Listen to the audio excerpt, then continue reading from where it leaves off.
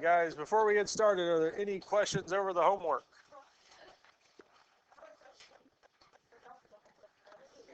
Yes. Oh my God, I just took my bag upside down. What? I took my bag upside down. So where we finished yesterday was special cubes, sum and difference of perfect cubes, or sum or difference of two cubes. If we have two cubes being added together or subtracted, they work in a set pattern. And we went on and did this one here yesterday. I believe we got to the first one. I don't think we got to the second one.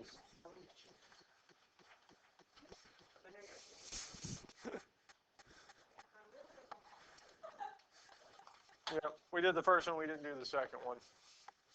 So,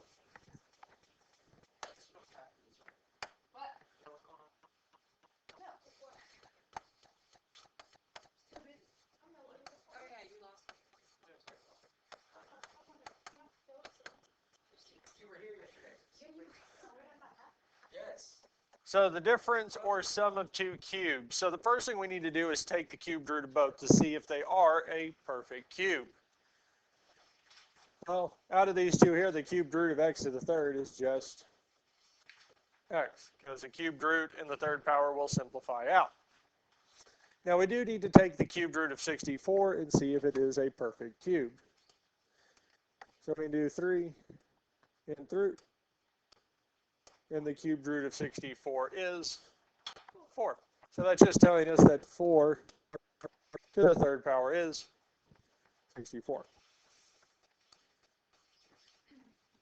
So this is a sum of, or a difference of two cubes. Now when we factor this, we will still have two sets of parentheses. One set will have two terms and a sign. The other will have three terms and two signs. We did not. So just like the other ones, the first thing we're going to do after setting it up is our signs. The signs are always going to be the same, opposite, always end on a positive note. So for our first sign to be the same, since it was minus, our first sign is going to be minus. Okay. Then the next sign is going to be opposite. So opposite of our negative would be plus. And we always end it on a positive note, which will be plus. So our signs for this is negative, positive, positive. Wait, what? Negative, positive. Because it's going to be same, opposite, always end on a positive note.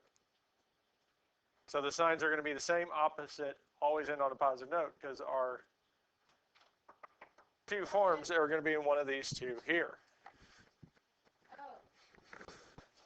And the way to memorize the signs, or remember the signs, same, opposite, always end on a positive note.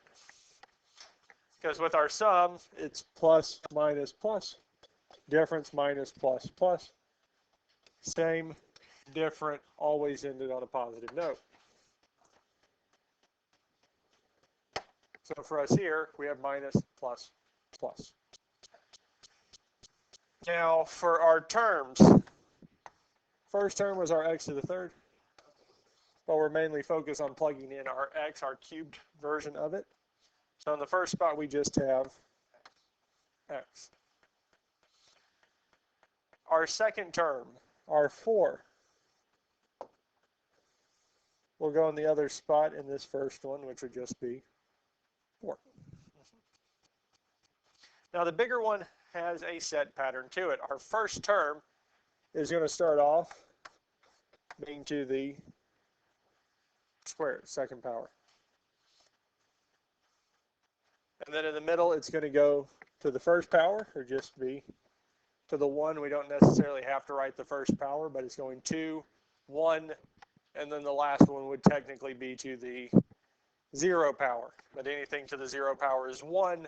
We're not going to write a multiplication of 1 in. Questions on this so far? The other term is going in the opposite direction. So in our first spot, it's technically to the 0. Our middle spot, it will be to the first. In our last spot, it's going to be squared. So the first term is going to be to the second power to the first to the 0. Our second term, in this case 4, would be at first to the 0 to the first squared. So the powers are decreasing for one and increasing for the other. Questions on how we got this here? Now the only other thing we have to do is to simplify this here. Now our x minus 4 is just going to be, well, x minus 4. So when we simplify our x squared, it becomes, well, x squared. Plus, our x times 4 would indeed be 4x, plus 4 squared is 16. And that's it. So it follows that set pattern every single time.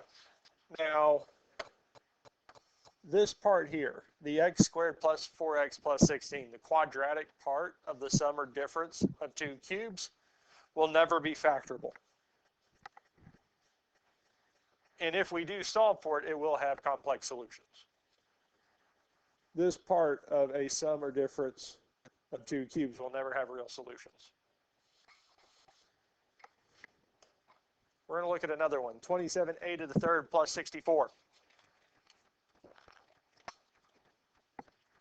And the first thing we can do is take the cubed root of these two terms.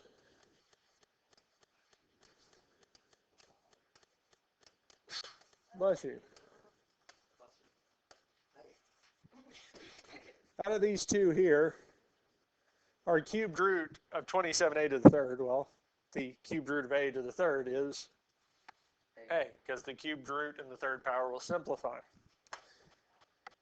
Now in the 30xs, we can do this here, 3 second third root of is 3. Now when you do take the cubed root, especially in the yellow calculators, make sure that 3 in front of it does get smaller. Because if you notice, so it'd be 3a. And we do it with 64, we would have 4. So if you notice in both of those cases, I typed the 3 second, did our nth root, and it made the 3 smaller. If the 3 does not get smaller, like this here, what it's doing is it's taking the square root of 64 and then multiplying it by 3. So it's actually not taking the cubed root, it took the square root. Do we see the difference between those two? Okay. So,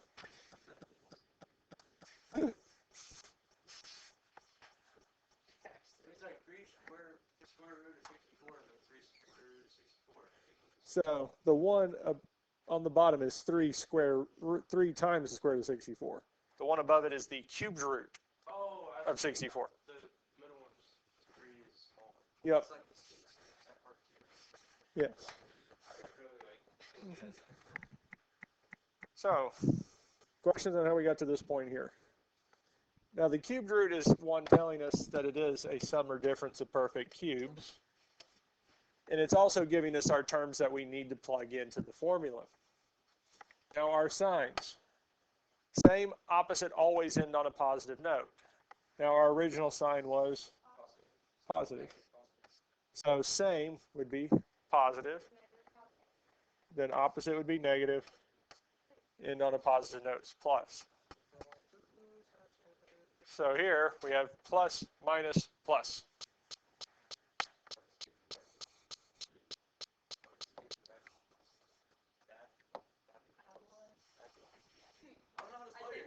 So our two terms, our first one's 3a, the second one's 4. So in our first one, our first spot would be 3a. And we can go on and put the second term in there as 4. Now in the bigger one, our first spot is going to be the first term squared. So 3a squared. Then the middle one would be 3a to the first. And then the last one is, well, 3a to the 0, but that's just 1. Then we fill in our 4 terms. So with the 3a squared, it would technically be 4 to the 0, which is 1, so we don't have to write that in. The middle one would be 4 to the first. And the last one is going to be 4 squared.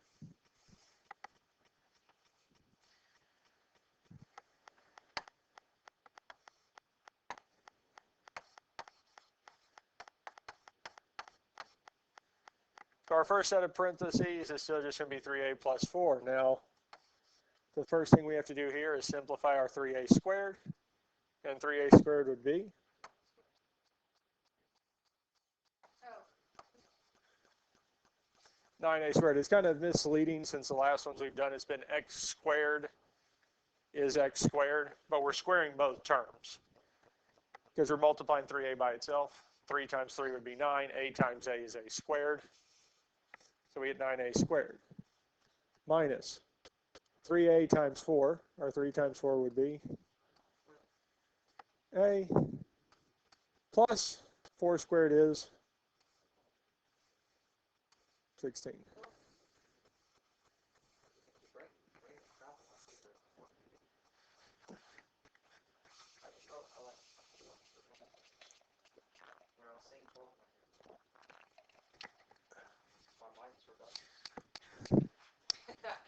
If I don't watch it, I'll write the wrong thing too.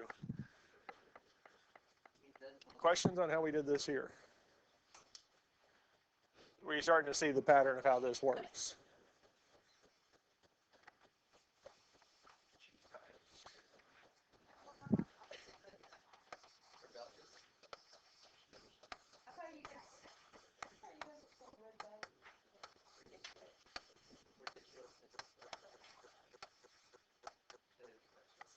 So, let's look at this here.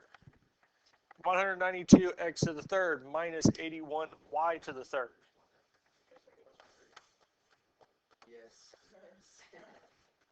Our cubed root of x to the third is x. The cubed root of y to the third is y. So those work nicely. Now we can take the cubed root of 192 first.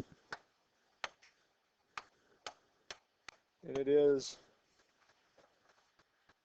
this here. So the cubed root, well, as I drop that, there is no cubed root of 192 or 81. So what we have to do is go back and look at these two terms and see if there is a greatest common factor between them. And there is. There's 9. Let's see. Because 192 divided by 9. I'm trying to do it on the 8. Yes, sir, I knew it. 8.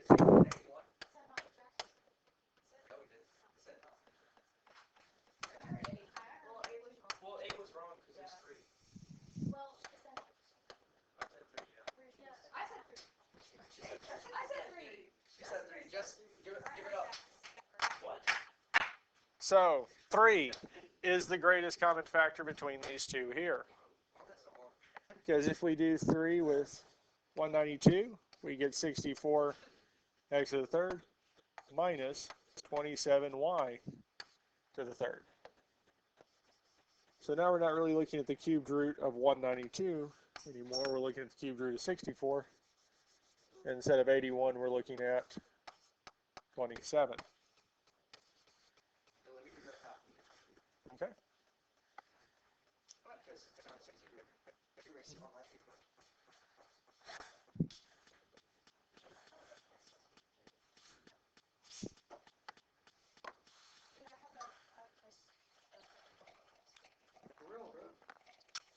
Well, for Cherry's test, you're going to have to use your head. Oh.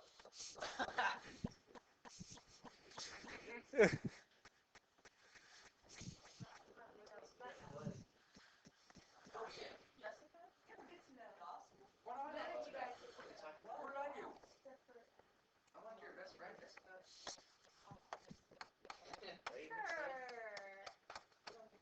I'm actually so nice to you. I don't ever mean to. Are you ready for the next part? No, I'm right. I'm never really mean to you. You're always mean to me. You're just like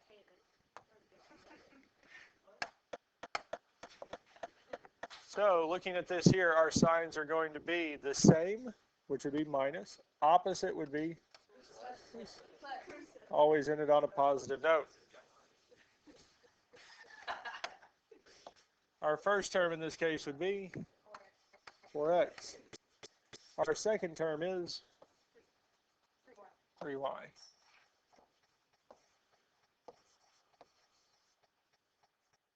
Now in the bigger one, we have 4x being squared. Then we have 4x to the first, and then we're not going to list it in the last one. Next Wednesday.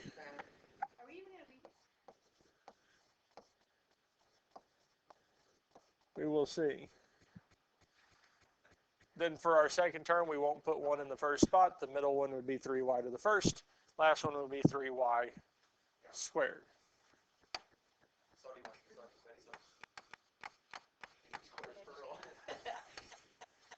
Questions on this here before we simplify? So the first thing we're going to simplify is our 4x squared, which is just 4x times 4x. Our 4 times 4 would be x squared, because our 4 times 4 is 16, and our x times x is x squared, plus we have 4x times 3y. Our 4 times 3 is 12, and then we have xy plus 3y squared. Well, 3 squared is 9y squared.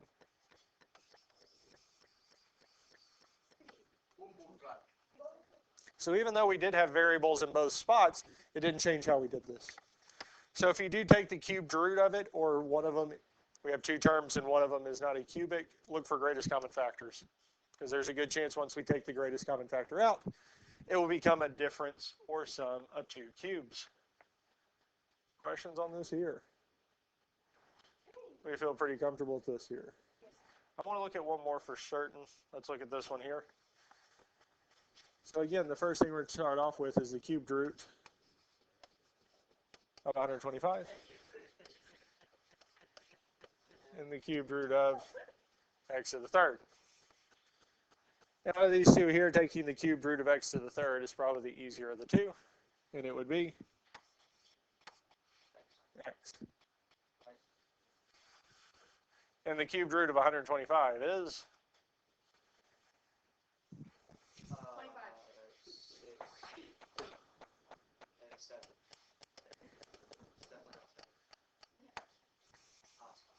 5. I wonder what the cube root of 15,625 would be 25. I was just curious.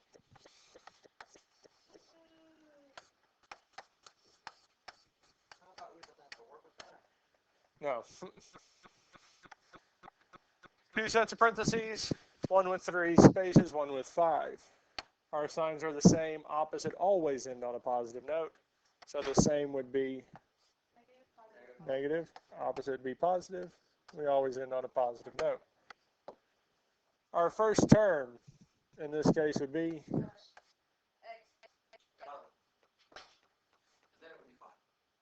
is it though? What number came first? It's 5, so I was right. As our 125 came first. 5 is first. Our x cubed in this came second, so our x is second. So since the x cubed came second, its terms are going to come second.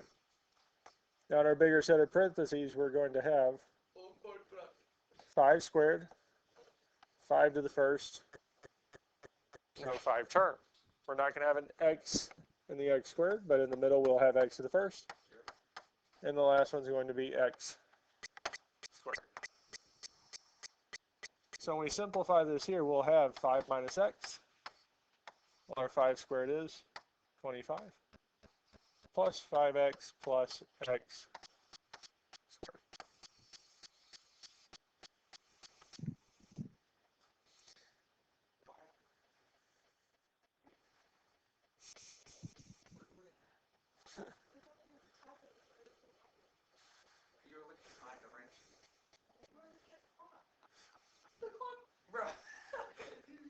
Questions on this here? Questions on sum or difference of perfect cubes? What we're going to do last type of factoring we're looking at is factoring by grouping. Type, yes, because there's a few factoring by grouping. Factoring by grouping, you can also consider this greatest common factor thrice. Thrice. I've heard you guys actually use that word. Thrice. What's it, like twice? Like thrice. Yeah. So when we do this here, factoring by grouping, we're going to group the terms into an even amount of groups. So here, and all the ones we're going to do is two groups of two. So we're going to group the first two together, last two together. So we're going to do greatest common factor. So if I look at this here, 2p to the third and 5p squared. What is the greatest common factor between these two here? There's not between 2 and 5, but they do both have a p term to the second power. So we can remove or reduce the p squared from both terms. We'll still have the 2, but the p to the third becomes p. So we have 2p plus the 5, and our p squared simplifies out completely, leaving us with 5. Now, now we're going to look at our 6p plus 15. What is the greatest common factor between 6p and 15?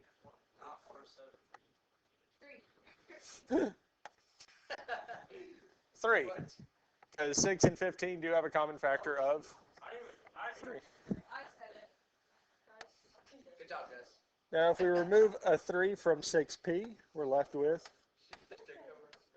2p. And if we remove a 3 from 15, we have 5.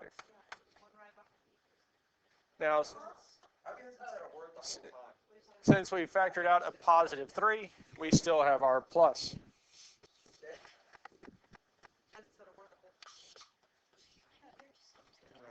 Oh, okay. Well, you might be right, but Questions on how we did the greatest common factor for these two groups? Now, if we look back at this, do these two terms have something in common with each other?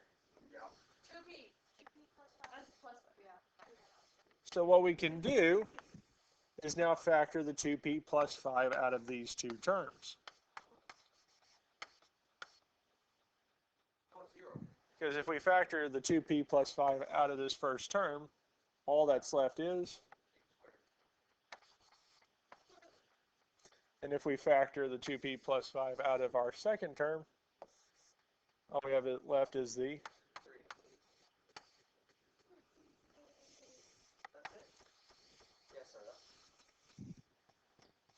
So it is considered, or the main term for this is factoring by grouping, because we grouped them together and then simplified. I call this pretty much greatest common factor twice, because we did it once with the two groups, then did it again. Really, we're doing it 3 times, but that's it. Questions on this here? Questions on anything we've done so far?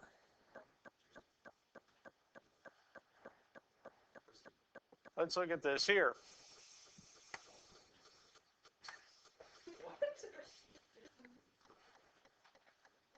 Greatest common factor between 3n cubed and 4n squared.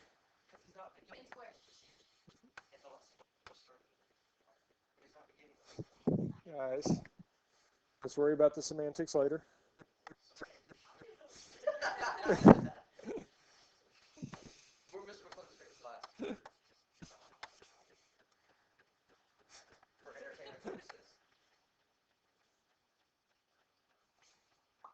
So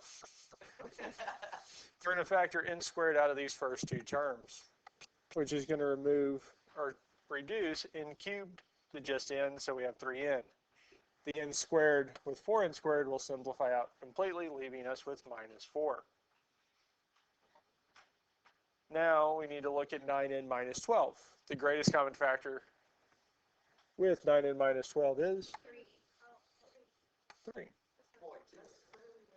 So when we factor the 3 out of 9n, we have 3n. Minus, when we factor 3 out of 12, we have 4. Now, since we factored out a positive 3, because we didn't need to change the signs, we put the plus in the middle. So 3n minus 4 close is open n squared plus 3. Yeah, that's right. It is, because now that we have that 3n minus 4 in common with both, we can factor it out, leaving us with n squared plus 3.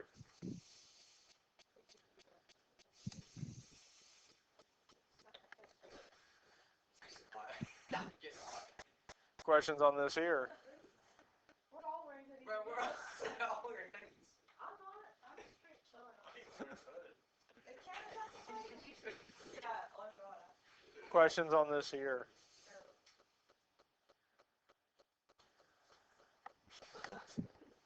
We have 2 more of these, and then we're done with the lessons for today. So this here Oh my god. is one of them. This is easy money. So we're going to group these here. So if we look at this here, what's the greatest common factor between our 12n cubed and 4. so we will have n squared, because that would be with n cubed and n squared. Is our greatest common factor with 12 and 4? 4, because 4 will go into both 12 and 4.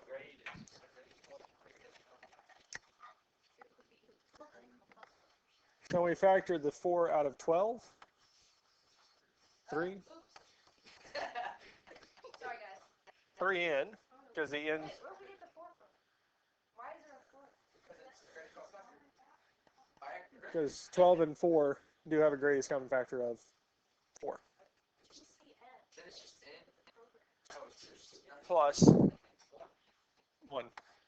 Because since 4n squared factors out completely, whenever something factors out completely, it reduces to 1.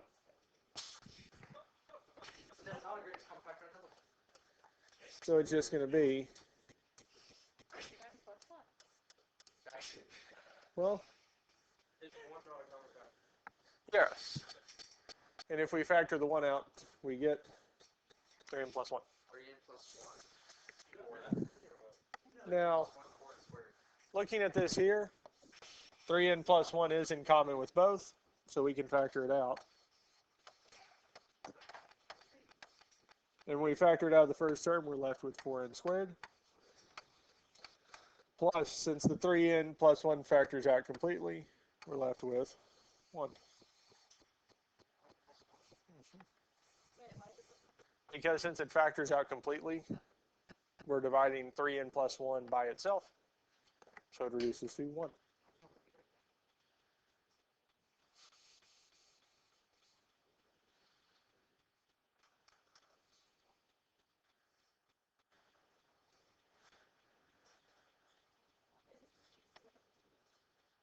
Questions on this here?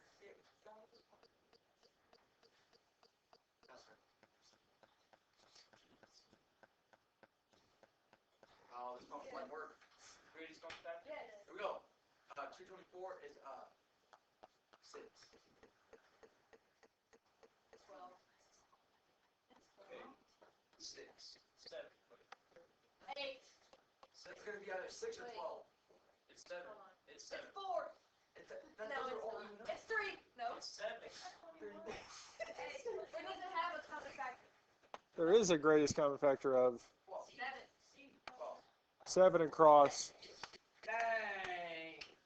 What did I tell you? Okay, Jackson. Okay, ask me, Jackson. Hey, Jackson's going to do this problem since you got that right.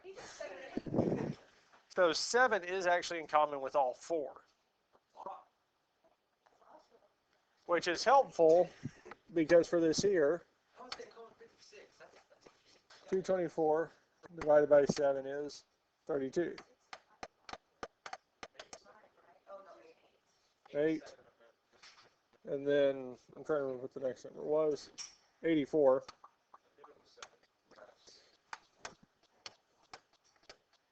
Is 12 and 21 3. 32.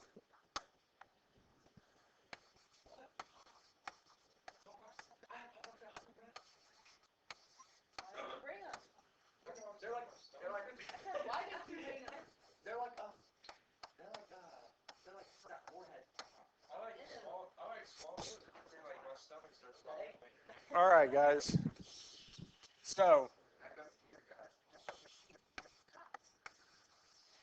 So removing the overall greatest common factor of 7 helped us because now instead of looking at 224 and 56, we're looking at 32 and 8.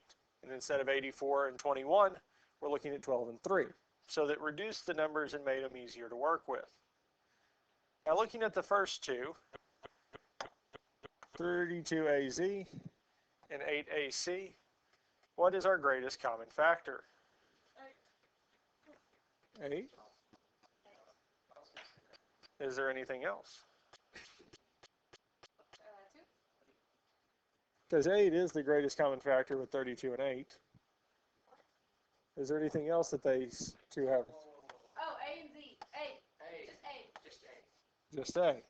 Because 32AZ and 8AC both have A, and 32 and 8 have a greatest common factor of 8. 32 divided by 8 would be 4Z, because the A factored out completely, plus C, because the 8 factors out completely, the A factors out completely, leaving us with C. Now, for us to do this again like we've been doing, the other set of parentheses over here has to be what? 4Z plus C. Because if we do get this, then they would have something in common with both that we can finish out our last step. But what do we need to factor out of? We do need to factor out the negative to turn negative 12 into positive 4. Well, what else do we need to factor out? Because it helps us solve. But what else is in common, or we need to factor out? Because we need to reduce the 12 to 4. because 12 divided by 3 is 4. Our 3 divided by 3 would be 1. And since they're both negative, we're going to also factor out the negative.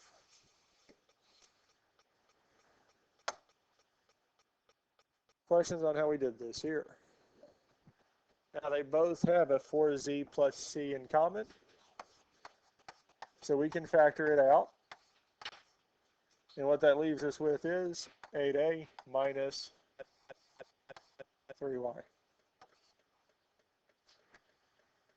We still have the 7 out in front because it is the greatest common factor. Questions on this here? Are you ready for the next one?